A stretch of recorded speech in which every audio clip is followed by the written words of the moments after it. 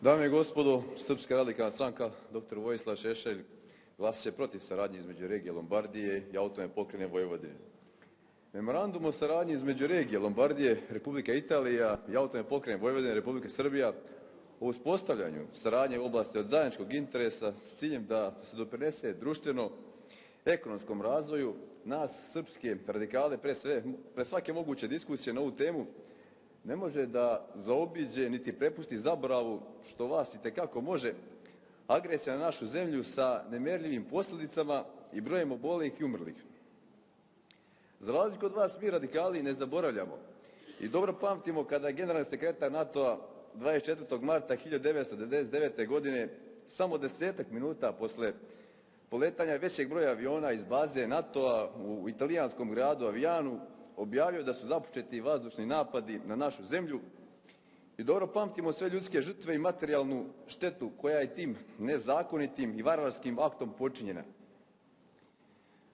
Navodi se da se u ovom memorandumu o saradnji između ostaloga i baviti i razmjenom informacija na polju zdravstva. Pa bih podsjetio vas još jednom na ono što izlazi na videlo od strane italijanskih zdravstvenih stručnjaka i naučnih autoriteta, da je ustanovljeno da je ogromna smrtnost među italijanskim vojnicima koji su u to vrijeme, gle čuda, bili stacionirani na Kosovu i Metohiji. Italijanski sud je dodelio milionske odštete njihovim vojnicima i porodicama.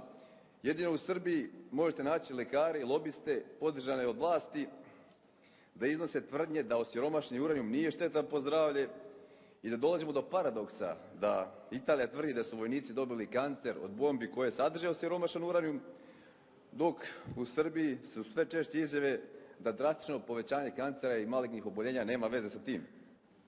Ja ću vas podsjetiti da NATO agresija trajala 78 dana, tom prilikom bačeno je 15 tona uranijuma, od toga Sjedinjene Američke Države su priznale da su isporučile 11 tona. Italija je priznala jednostrano proglašenje nezavisnosti Kosova, čiji parlament i vlada su tada bili u tehničkom mandatu, što je po nekim pravnim mišljenjima nevažeće priznanje, jer takva vlada nije imala ovlašćenje da donese takav akt. Osnovni preduslov za bilo koju saradnju je da ta država nije priznala lažnu, samoproglašenu državu Kosovo. Mi nismo protiv italijanskog naroda, nego protiv njihove vlade. Ako Italija povuče odluku o priznanju Kosova, onda neće biti prepreke za bilo koju saradnju sa njom. Hvala.